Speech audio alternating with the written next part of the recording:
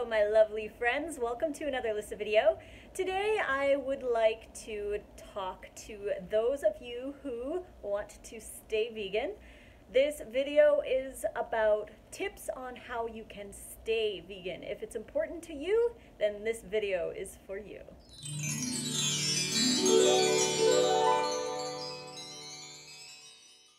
As of this filming, I have been vegan for just over 4.5 years, and I plan on being vegan for life.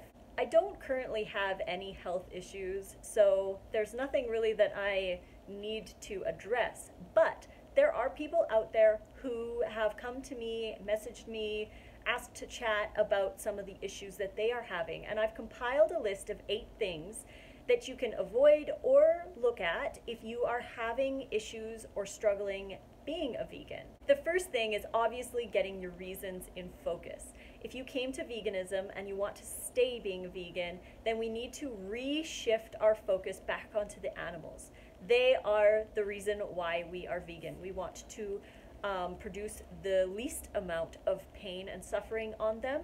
And now I am aware of the pain and suffering that we vegans do also cause animals during harvesting, maybe pesticides on the crops. It is impossible to be a 100% vegan. No one ever can, no one ever will. So we need to be as conscious as we possibly can.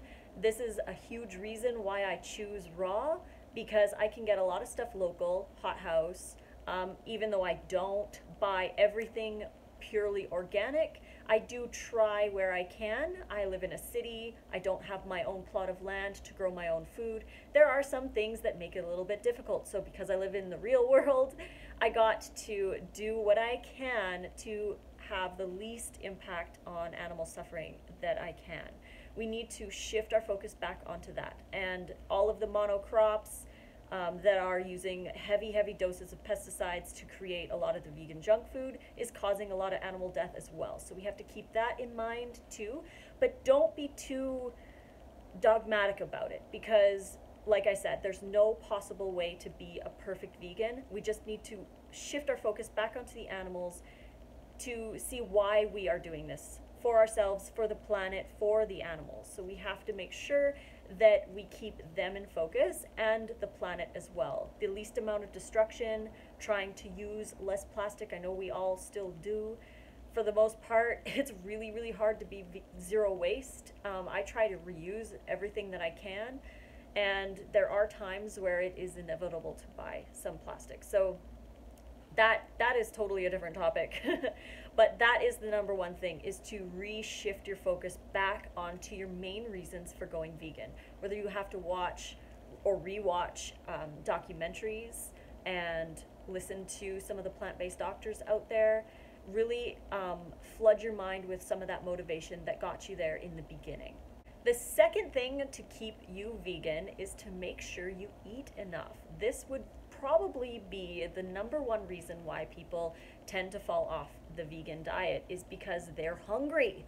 They may not be eating enough calories, and unfortunately, it doesn't matter if you're vegan or not vegan, you're going to encounter deficiencies and health problems if you are calorie restricting. You have to eat enough fiber, you need to get enough vitamins and minerals, you need to eat a variety of foods, plant foods ideally, to get all of the nutrition that you need. So it's necessary that you make sure that you eat. Try not to skip meals. Try not to portion control down to small amounts. When you are eating a low-fat, high-raw, high-carb diet full of variety, you can eat a lot of calories and maintain your weight and get your nutrition. The third thing I would say would be to not do extended water or juice fasts. This seems to be a pattern in those who no longer stay vegan. So if you want to, I would highly recommend increasing your calories and trying to eat as clean as possible. I have made many videos in the past about the juice cleanse mindset, or even the water fast mindset, where people jump into a juice cleanse or a fast or something like that without changing the foundation of their diet. They need to have a really good, solid, healthy diet before they even think about venturing into fasting. I personally don't promote fasting. I don't think it's necessary. If you're eating a very, very clean, simple, high raw, whole foods, plant-based diet with lower fats, then your body is going to be able to detox efficiently by itself. You're not going to push yourself into heavy, heavy fast detox or into nutritional deficiencies, which many, many people encounter when they do fasting. The only place I would say that you should go if you are really determined to do fasting would be to go to True North. Be watched over by a healthcare practitioner, someone who knows the symptoms and can monitor you during your little journey on your fast. But I would not recommend going on fasts because it's causing more problems than it's worth. The only 2 times that animals fast in the wild is if there is no food around, so they're starving, or like in the wintertime, they have to not eat because there's nothing to eat. Or number 2, when they're sick and dying, that is when they fast. Now, we count as animals as well, so we should be following suit and only fasting in extreme cases and under the care of a healthcare practitioner so we don't hurt ourselves. The 4th thing would be to stay on the lower fat side of things. Now, I don't think that going no overts or like getting rid of avocados and coconuts and nuts and seeds for a long term is good. That's going to cause a lot of problems with your hormones and your satiation levels. It's really hard on your body, your skin, to not get any necessary fats in our diet. So keeping it low fat, I don't mean no fat, I mean low fat, anywhere from 5 to 20% of your total calories coming from fats. Again, some people might need a little bit more fats and some people might need a little bit less. It depends on your activity level, the age of you, where you are in your hormone stuff, all of that. But just stick with that lower fat range. Try not to go into the higher fat range because when you start introducing more fats into your diet, you can get something called hyperlipidemia, which is where the fat, the excess fat is in between your muscle cells and can cause insulin resistance. And we don't want that either, so we got to keep it on the lower fat range, making sure that we eat a good variety of fresh fruit, fresh vegetables, lots of leafy greens to get all of our vitamins and minerals that we need for the day. Abundance is necessary. We can't be eating all of these mono meals all the time. Sure, it's okay once in a while to do mono meals, but if you are restricting the amount of nutrition that you're getting, you will probably encounter problems down the road again. So we should be increasing the variety, getting more of all kinds of foods, especially greens. They are so vitally important, and fruit is our main source of energy. So that would be something to look at. So how I like to set up my day is I have a huge fruit meal first thing in the morning. I use fruit as my snacks, and then I have a large salad for lunch and a large salad for dinner, and my dinner salad typically has my fats for the day in that. So I make sure I get my fats, I make sure I get my greens and my fruit. An overall balance has helped me to stay satiated, healthy, long-term raw vegan. The 5th thing is a touchy subject, and that would be vegan junk food. I'm a little bit on the fence with the vegan junk food because the vegan side of me is very happy that animals aren't getting hurt. However, the monocrops and all of that kind of stuff that go into creating these are causing a lot of animal death as well. So it's hard for me to accept the vegan junk food because I do know that there are a lot of people who come to veganism for health reasons before they even get that connection with the animals and the ethics and all of that stuff aside. They come for health, and if they are moving over to junk food, vegan foods, they aren't going to find an abundance of health. If you're eating French fries and vegan burgers and lots of bread and not very many fruits and vegetables, of course you're going to feel crappy, and then you're likely going to say, well, it didn't work for me, so I'm going to go back to eating the way I was. And this can cause problems as well. If you have to keep these vegan junk foods in your diet, I would recommend very small amounts. Eat them with large raw dinners, like have a giant salad with a small amount of whatever you need to eat in there. but gradually, slowly get those out of your diet. They're meant to be transitional foods to get you off the animal products, but then you should be adopting a whole foods, plant-based, high raw diet in the end. We want to transition out of the junk food. The junk food isn't helping society at all, really. We're getting sicker, we are overweight, and we have all these issues because of junk and the animal products. So we got to get off of both of them. Now, using the word transition, you have to use it properly as well, because a lot of people use the word transition to justify continuing to eat the transitional foods.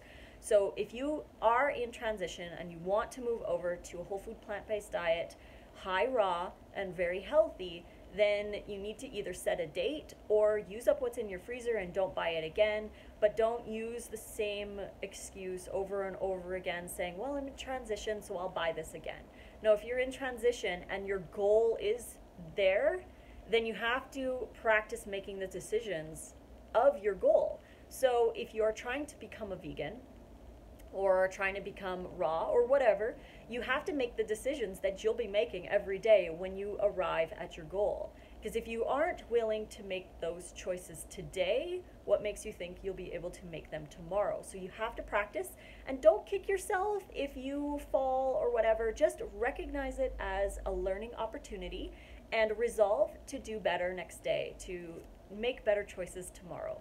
The sixth thing would be to look at other areas of your health. If you are feeling that you are still struggling, your diet is really on point, everything's good, maybe start looking at other areas of your health. Like sleep, for example. If your sleep is erratic, maybe you're not getting deep enough sleep, maybe you're going to bed way too late and you're on a really erratic sleep schedule, you're going to bed at 2 in the morning some nights, going to bed at 9 some other nights, it's really going to mess up things and you're going to feel tired throughout the day, lethargic, and all that kind of stuff just from your sleep. It might not even be linked to your food. Healthy relationships are extremely important too.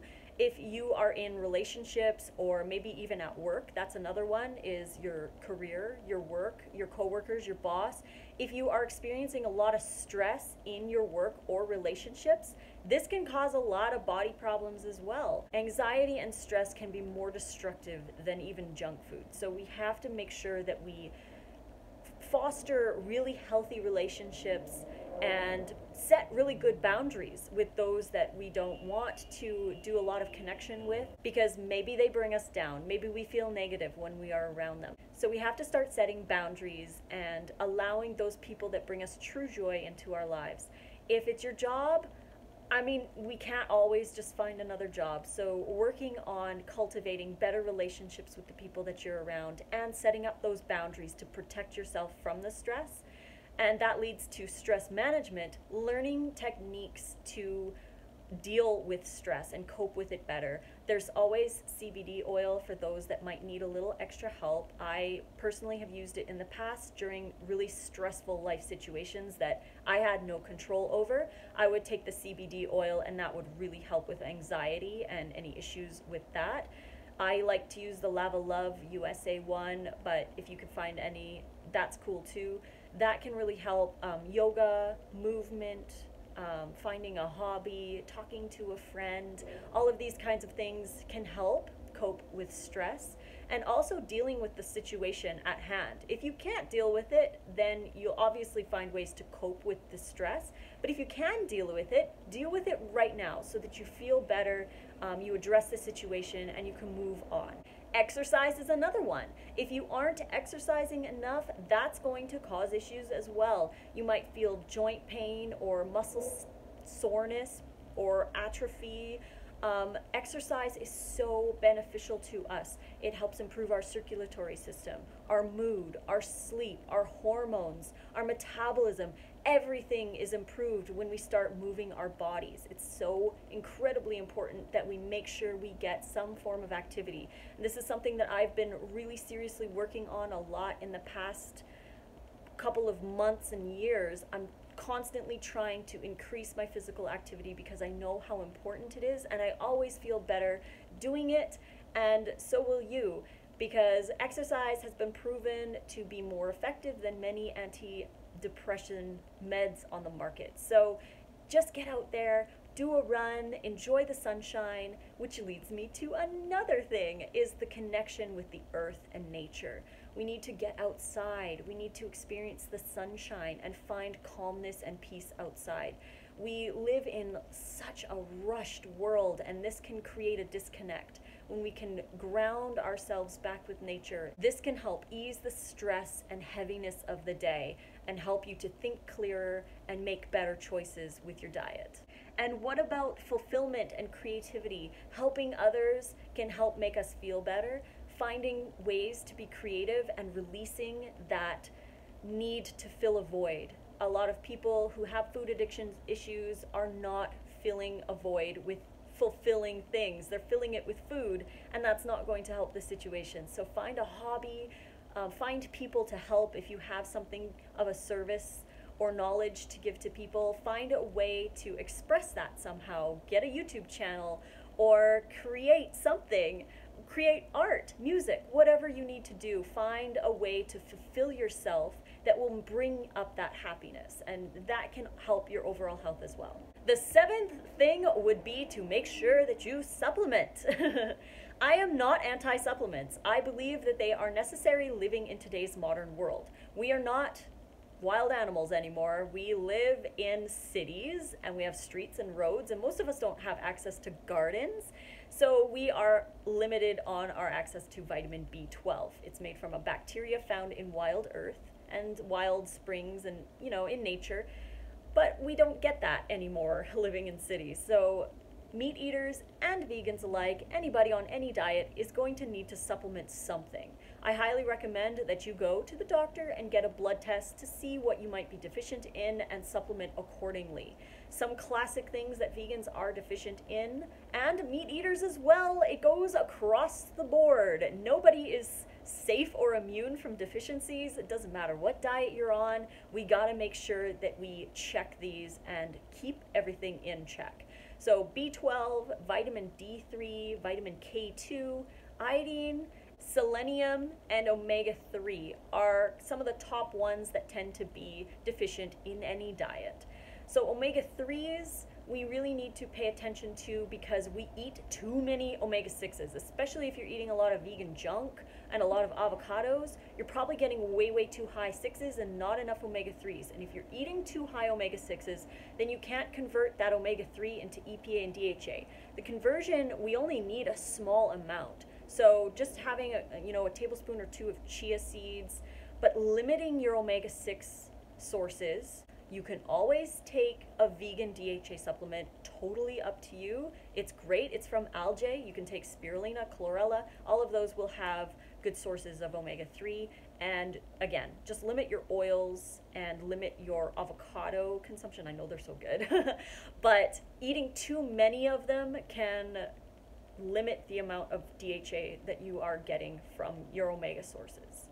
Vitamin B12 and D3 are actually environmental vitamins. We are supposed to get them from our environment. They are not meant to be acquired from our diet. Even though a lot of people say that we have to get them from our diet, we don't. We get the vitamin D from the sun, and we get vitamin B12 from gut bacteria. We also get vitamin K2 from a gut bacteria who converts vitamin K1 from our greens into K2, which is essential for healthy teeth and bone formation. So a lot of people who go full on 100% fruitarian aren't getting enough K to convert into K2, and this can cause dental issues. So supplementing is a very good preventative measure, but make sure that you get tested just so you're not wasting money. But if you don't mind taking the supplements or paying for them, then you can do that as prevention. And the eighth and final thing that I would like to discuss in this video would be gut health. Gut health is so important. We are doing crazy things to our guts. Pesticides, fasting, not enough fiber, a lot of junk food, dead foods. It's all feeding the wrong bacteria, and that is causing a complete dysbiosis going on in our guts. And people who eat very low fiber diets or a lot of dead foods, when they start eating a lot of high fiber foods, they get a lot of digestive upset because their gut colony isn't tuned to high fiber. if you are having issues moving over to a high fiber diet, do it slowly and help to build those bacteria. Their food is fiber, raw plant fiber. So you want to give them raw plant fiber to grow. If you give them too much all at once, there's not enough of them to digest it, and these other guys are like, I don't know what to do with that. So it creates gas and bloating and pain and cramping and all of that. So we want to make sure that we do it slowly for those who have issues, and taking things like probiotics, getting tested for things like SIBO, which has been addressed by many other YouTubers, so I'm not going to talk too much about that. But that is a small intestinal bacterial overgrowth, which can be caused from a variety of things. I think that it's caused a lot by low fiber diets and fasting, because if you are not consuming fiber, the fiber isn't going to push that bacteria through your intestinal tract.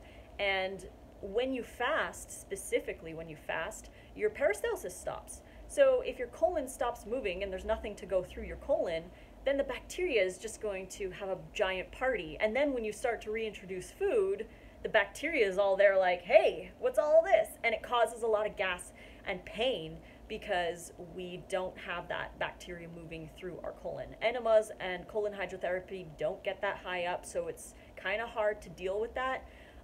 So that's why I recommend going to a fasting clinic, because they know more about that than I do.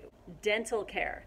This is a big one as well. If you have a root canal, it could be a festering bacterial infection that is causing ongoing problems, and no amount of changing your diet, no going back to animal products, no being high raw, all raw, doing fasts and cleanses is going to get rid of that festering bacterial overgrowth that's sitting in a pocket in a root canal.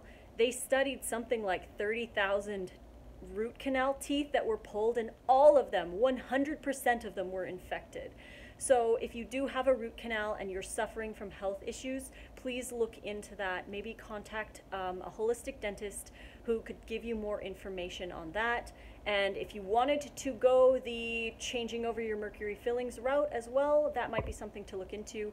But making sure you keep good care of your teeth. Rinse your mouth out after every meal, no matter what you eat, raw, vegan, not vegan, whatever. Make sure you rinse your mouth out, because that's going to cause there to be food for your bacteria, and the bacteria create a byproduct that's very acidic, and that is what erodes the enamel.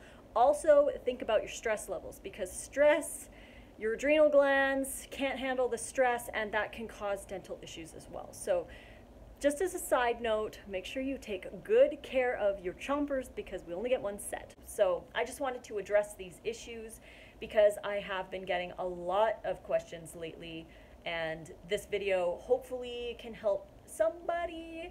Now, again, I am vegan for my own personal reasons.